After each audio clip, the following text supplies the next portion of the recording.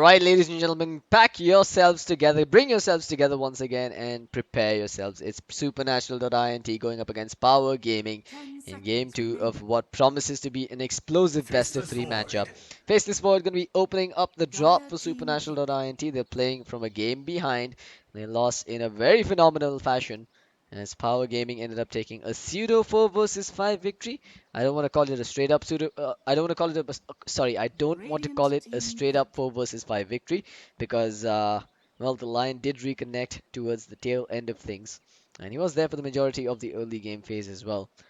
But let's see if Power Gaming can take this 2-0 or if supernatural.int can take us to a game 3 for this 10 grand final seconds of the remaining. ESL India Premiership organized by Nodwin Gaming, sponsored by HyperX. 5 seconds remaining. Supernatural.int gonna ban out the Beastmaster and they'll remove the Terrorblade as well. So no Titan Terrorblade Reserve coming out time. here. Although I believe Titan has been replaced now with a stand-in called Fred. So hopefully no more DCs coming through here.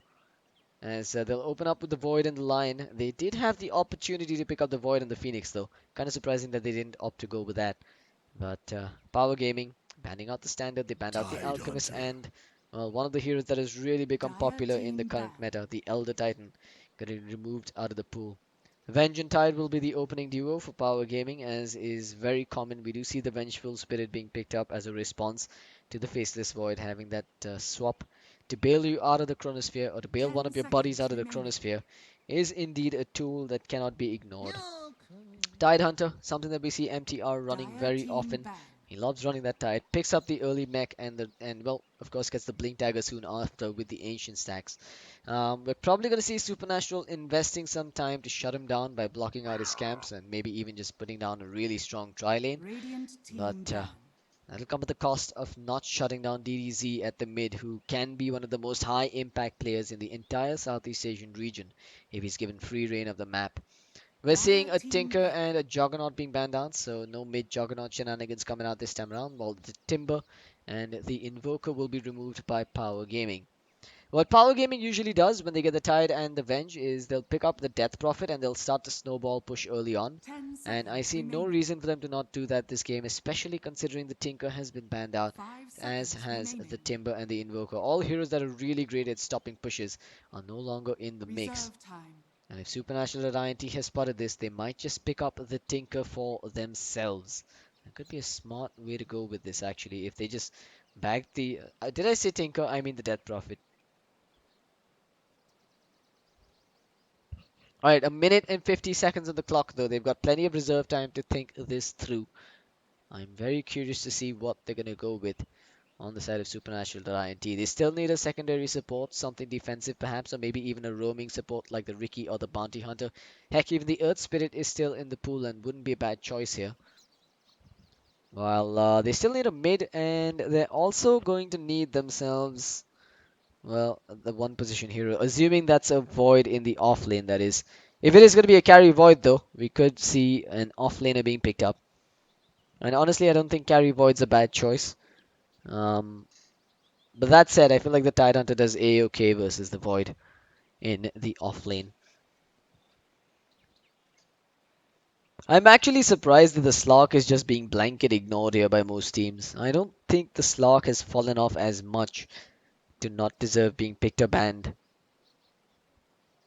But Supernatural are really thinking this through here. They don't have a Night disconnection. They'll go Stalker. with the Night Stalker. So Radiant this should be one team of pick. those greedy jungle Night Stalkers. He usually starts in the jungle, farms up in the jungle with the Iron Talon for the first 4 minutes, where he gets himself about level 4 with 1 point in the Crippling Fear and 2 points in the Void. Heck, along with a point with Hunter in the 10 Night. seconds He remaining. is quite a threat on the map. So we'll wait and see 5 whether this seconds is going to be a remaining. jungle Night Stalker or if he's just going to start in the lane right from the get-go. But Power Gaming, they do really Reserve well to pick up time. a roaming support of their own right now. Having an Invis hero to just run behind the Night Stalker, leeching his EXP and slowing down his progression would basically be the end of that hero. And if you pick up, if they pick up something like the Bounty Hunter who has comeback mechanisms with the track money, I think that could just be perfect for them this game.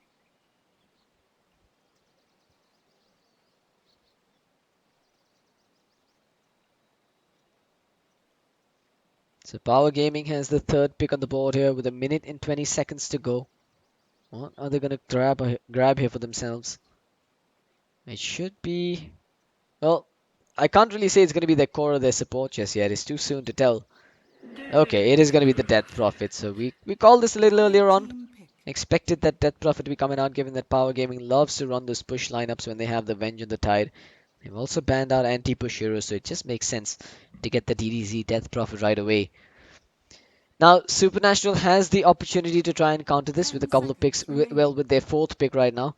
But what do they really go for 5 that would be a seconds threat remaining. for the DP?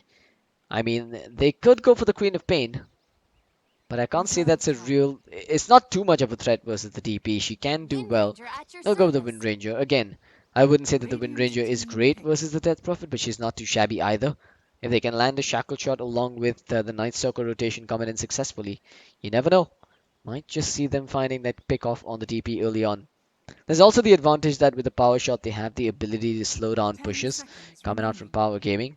Um, there's also synergy with the Void 5 and the Wind seconds Ranger. You get a remaining. Chronosphere. It's an easy setup for a multiple hero Shackle Shot. So I do Dire see the team synergy for battle. supernatural.int, but I'm just worried whether or not it's going to be enough. Now, Power Gaming, they're going to pick up that defensive support we've talked about. They'll get themselves the Dazzle. So now more heals, more armor augmentation, and again, just all the tools you really need 10 when you want to seconds keep your push remaining. going. Sustenance is key. They've also got the Grave to keep the Death Prophet 5 alive, and when you've got a seconds Death Prophet remaining. with Exorcism running around for a few extra seconds, that could be a game changer right there. Reserve time. That said, though, Power Gaming, they've just got one reliable lockdown in the form of the Vengeful Spirit's magic missile, and honestly, it's quite hard to actually connect on those, given that she's got low cast range on the magic missile, and her movement speed is not really something to write home about. But they do have the Tide Hunter, and if you can land a good Blink Ravage, I don't think they're going to need too many more lockdowns over and above it. We've also got to see what their final pick could be. They could get something like the Sven here as their core hero. But I'm still trying to figure out what cores are in the mix here. The 10 Sven, seconds the remaining. Slok, possibly a Gyrocopter, or heck, even a Lycan if they want to push Radiant could be team options here. battle. Oh, there we go. The Axe Ban into the Lycan pickup. Dire I'm on team pick. fire today, ladies and gentlemen. I've really brought my A game here with predictions, and I will pat myself on the back for that. So straight up push coming out from Power Gaming. They've made their intentions extremely clear. Supernatural.int at the moment have very little to stop the push, if they 10 have anything at seconds all, that is, and remaining. they're really reliant on the Chronosphere to take team fights. Whereas Power Gaming, 5 seconds all they've got to remaining. do is hit the reset button, respawn, and make a run straight through the towers. Sven going to be picked up, so that could be a pick that could potentially punish this push if they manage to find the jump in with an early blink dagger. But I do feel like Castlereagh needs to ditch the early Echo Saber for the early dagger this game if he wants to have any form of impact. But as you can see on your screens, ladies and gentlemen, the draft for Game 2 of this best of 3 grand final has been determined. I'm CloudX, bringing you the ESL India Premiership Starter Cup number 2 grand final. And we're now in Game 2 of this best of 3. Supernatural, perhaps they'll take us to a Game 3, but as of now, if I were to put a bet on this, based solely on the lineups, I'd say that Power Gaming has this one in the bag. Let's start off with the traditional introductions once again. You've got the new one, aka Stand and Fred, playing the Vengeful Spirit. You've got Fly Solo handling that Dazzle. MTR on the Tide. You've got DDZ playing the Death Prophet, which leaves us with Jacko handling the Lycan. On the other side of the river, you've got Jolly playing the Faceless Void. We saw him play the offlane Nyx last game, so I'm assuming he's going offlane this game. His items are a giveaway that he's going offlane as well. Sven gonna be handled by Castlereagh. You've got Persimmon on the Wind Ranger. Scofield's gonna be handling the Lion, and that leaves us with Night Stalker handled by the stand-in C Squared W, who's replacing Angel Frost in this particular game. So both teams are playing with the stand-in each. I can't really say that one team has a massive advantage over the other, but this could be Supernatural scoring first blood. The Void's coming in for the backstab from behind. Lycan has been spotted out here. Jolly actually opted to 30 start off with the seconds Time to Walk, battle. choosing not to hold on to the skill point. But here we go. They're going to try and run straight in immediately. As Power Gaming spots this, they'll make a run for it. Jolly jumps forward, but Time Walk no longer slows in the AoE. So that was a useless jump. As yeah, it does look like Power Gaming will dodge the first blood gank and will be able to claim the top rune. Maybe not actually, because Castlereagh is coming in here. Spirit Siphon's available for DDZ. He's gonna use it as well as he runs back towards the rune. Perfect play coming out from him.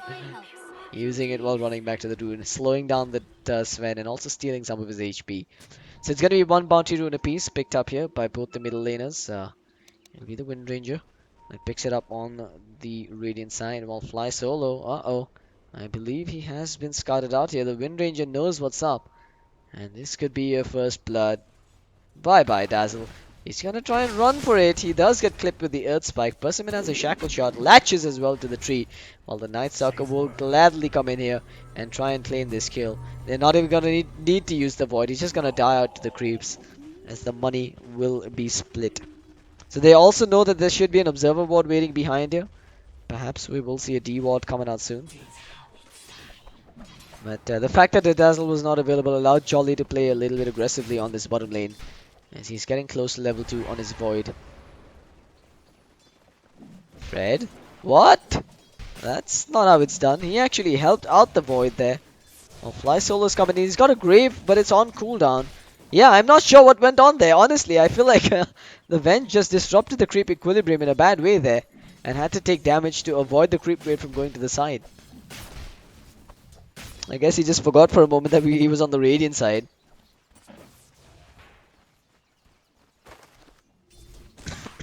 So just 1-0 so far. The Dazzle, the only victim in this game, while C-Squared W getting good farm in the jungle so far with that Iron Talon pickup. Meanwhile at mid, it's 7-2 on the Death Prophet versus 1-0 on the Wind Ranger. Yeah, this is just DDZ doing his thing as always, dominating that middle lane. A 7k MMR player, 8k MMR player actually, doing work. Shackle shot will connect here, but it's still level 2 Shackle and there's no points in the power shot. It's just a couple of auto attacks dished out onto DDZ. He doesn't have a salve, but he is gonna get his bottle drill soon now. So he shouldn't be too peeved off by these auto attacks coming in on him now. He does have the Spirit Siphon if he wants to go in on this. Fly Solo's coming in from behind as well, but he's only got the Grave. He doesn't have the Poison Touch or even the Shadow Wave for that matter. I guess he's just going to wait and try and snipe this Courier, which is now flying out or ferrying out a salve for the Wind Ranger. If he snipes this Courier, I fear that it's all over for Persimmon. Fly Solo, patience is a virtue. He still has that Invis Rune on him now. He knows the salve is coming. He sees the Courier and he's going to snipe it before it delivers the salve even. Oh, this is no good. And Fly Solo, he's going to Grave and try and just man fight his way through this Persimmon, forced to use the Wind Run. Really, it doesn't matter that Fly Solo goes down there. He's done his bit. Well, okay, never mind. Looks like Wind Ranger did get the salve after all. That Courier, not really sure how it delivered it. But either way, a Courier kill is almost always worth it. But this is going to be DDZ's bottle versus Persimmon, who has to make a base trip now to pick up his own bottle. So that's going to be a lot of free farm, some free EXP for the Death Prophet, and all the while this bottom lane you've got Lycan at 18 CS. They're not exactly able to zone out the Void, but they are getting good farm on their Lycan, while Tidehunter aka MTR, he's actually leading the charts here. Didn't see this coming. 20 CS for him. He is up against a Sven and a Lion. Sven's already down to a really piddly amount of HP. And Tide does not have any stacks in the jungle, however, prepped and ready for him. Infused Raindrops also picked up on the Death Prophet, so those power shots not gonna do nearly as much damage as he would like. He's just looking to use that Howl buff to get a few auto attacks off on Persimmon.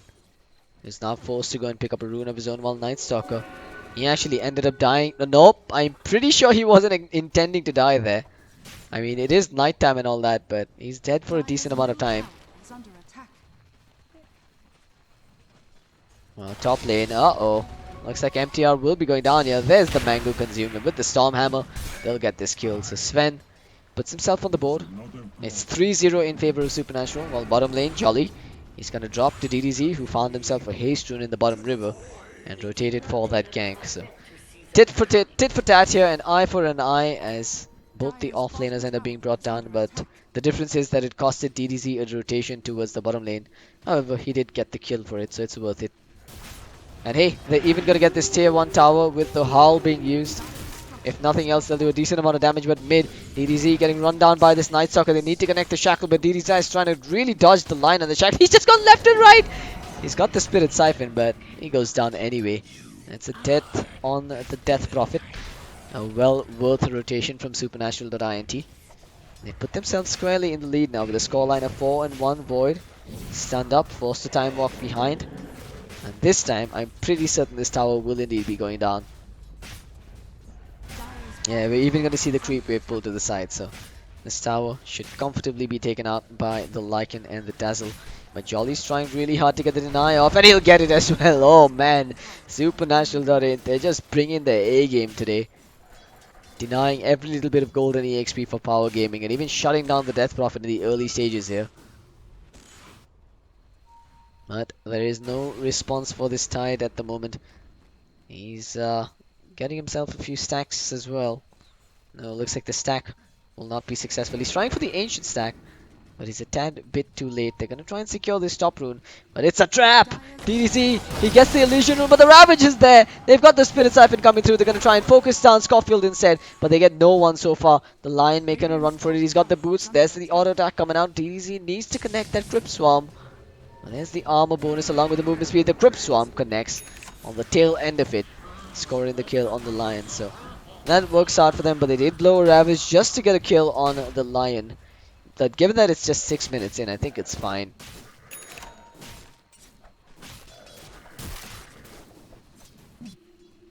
Rotation back towards middle lane. There is a dire Observer Ward placed further behind here, and that will not scut out this Venge's movements. While bottom lane, Jolly taking a beating. He's going to pop the Chronosphere. Here comes the Cavalry, the Lion and the Night Stalker. They'll stun lock Jackal long enough. They'll hex him down. And that's a dead Lycan. Supernatural.int finding kills on every single core on the side of Power Gaming this time around. And they are starting to slow down what should have been a snowball-based push coming out from the Radiant. But this is really where Supernatural's lineup excels. They're starting to create space for this Sven. He's managed to get his Helm online, but he hasn't started stacking the Ancient Camp just yet. But they want to kill on the Sven as well. You kill our core and we'll try and take yours as well, says Power Gaming. But again, a cheeky dire Observer Board should have spotted out this rotation, as Sven will move himself all the way behind his tier 1 tower. And he should not be susceptible to a gank here. However, they're just looking to take another tier 1 tower. An eye for an eye again. In fact, they're going to get 2 tier 1 towers as Exorcism gets used at mid. And the Harley's used to do some damage at top. The bottom tier 1's going to drop. Which one will they defend? C2W is going to base. While Pink, aka the Void, is coming up top. They know that he's got no Cronus. Tier 1 at mid. Gonna go down as the tier 1 at top goes down to the Lycan. They chase it forward. Ravage not available. No Gush either. Which means that the chase will end preemptively. Power Gaming getting 2 tier 1 towers for the price of 1. A trade they'll take all day, every day. Especially when they're trying to push. With that, we'll have a completed mechanism soon online for the Tide. He just needs the recipe to go. Well, the Exorcism has worn off on DDZ. They'll have to back up and wait a bit. C2W, it's daytime. Not sure what he was thinking there. Gonna get slowed down. The Lycan's gonna give chase as well. Shackle shot onto DDZ, but he's too tanky at the moment. As the Lycan will run down the Night Stalker and score the kill. MTR has the Ravage available now. And he's trying to pump fake it as well. Push has begun. Without the nighttime available, they know that they're fighting effectively 4 versus 5, even if the Night Stalker was alive. And it looks like Power Gaming will assert their dominance and claim another their first tier 2 tower of this game. And some more money goes into their coffers. 1 minute till the Exorcism comes online, but a while to go before the nighttime hits.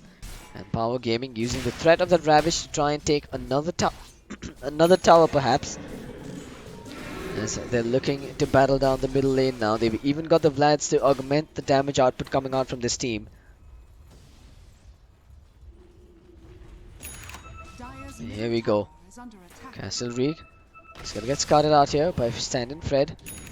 When the Chronosphere comes out behind, they've trapped in just MTR. That's a very terrible Chronosphere to throw down. MTR is running forward, wants to drop the Ravage, but chooses not to. As the Shackle Shot connects on DDZ, they do manage to force the TP out on the Lion, who gets away to safety. However, this tier 2 tower Without the Chronosphere now, there's just no way that Supernatural can defend this. And MTR just walks out ahead like a boss. The shackle is there, but the heals will come through. Jolly stunned up once. Sven popping the God Strength behind. He's trying to get the kill on Fly Solo, who's juking through the trees here. And Tidehunter walks up to his face, gets the Anchor Smash off as well. And with the Spirit Siphon, they'll do some work on him. The Ravage, it's a solo Ravage committed there. And they should get this kill. It's well worth it when you get a kill on the score Sven like that. On Lycan, he's even brought down that tier 1 to tier 2 tower. They've got a shackle shot now, and it looks like the Venge will die. But Persimmon about to lose his life. The Spirit Siphon slowing him down, with the Existence and doing work as well. That's going to be a dead Wind Ranger. Or maybe not. She's just trying to run away from that DDZ. He's got the Grip Swarm. He's going to aim. Fires. Doesn't find it. As it ends up being just the Void. Well, I say just the Void, but it's still another core going down on the side of Supernatural. They've now lost 5 towers in this game. They've got only 1 tower remaining, just 10 minutes in. That's a massive goal swing going in favor of Power Gaming. And heck, they're even going to get the next objective in the form of this Roshan. The push is real, and it's working wonders for them right now. But it looks like Supernatural wants to contest this Roshan fight, as they're about to group up for a smoke. They'll smoke right under the creep wave. Pings are coming out as well. Power Gaming might want to back away from this. And yeah, that's exactly what they're going to do. The scan will even spot out this movement, as they'll make a run for it. Jolly jumps forward, gets the time dilation. MTR, he's been stunned up. Mech available there, he'll pop it. The stick charge is not going to come through. He's got the grave on him now. Gets the Anchor Smash. Jacko not able to lock down on the target. He tries to focus down the Sven, but the shackle shot connects. Long range one as Jacko loses his life. It'll be a 1-for-1 so far. Sven goes down for the Lycan, and Jolly manages to time walk up to the high ground now. It's going to be the nice circle. Losing his life. The power shot not connecting on Shanice. The shackle shot doesn't connect either. And MTR just manages to stay alive. Jolly jumps in. Oh no, that was a mistake. He'll be brought down by the Tidehunter, who's just regenning with a salve in their faces. Scoffield's going to lose his life as well, making it a 4-for-1 trade in favor of Power Gaming. Not exactly a trade, more so a whitewash in favor of the Radiant. Rinse and repeat is the name of the game. They're going to come back and finish what they started, as they've moved in on the rush pit. Lycan respawns and TPs back in as well. And this time around they should get it, but again, Supernatural, they seem like they want to contest. Persimmon comes in. He's just going to fire that power shot off into the pit, trying to be a threat to Power Gaming. He does have another power shot ready, and he's going to fire, but he can't get anything done with it, as Lycan claims the Aegis. So what should have been just an Aegis claim by Power Gaming ends up being a 4-for-1 plus an Aegis for Jacko. He's now got the first level of Necronomicons picked up as well. They're looking to bring down the last remaining outer tower. Ravage is back online. Exorcism coming back in 3. But the Death Prophet is nowhere near this fight, and it looks like Power Gaming might have to wait a while before they commit.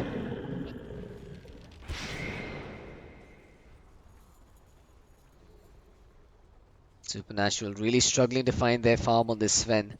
He spent his money on something, but it's just the treads and the helm for now. So he's really had no progression whatsoever. Only 3.9k net worth for this man, as the tier 2 tower has just melted right now. We're witnessing... Okay, it's not melted, my bad. Looks like I was looking elsewhere. Lapse in concentration, but it's melting anyway.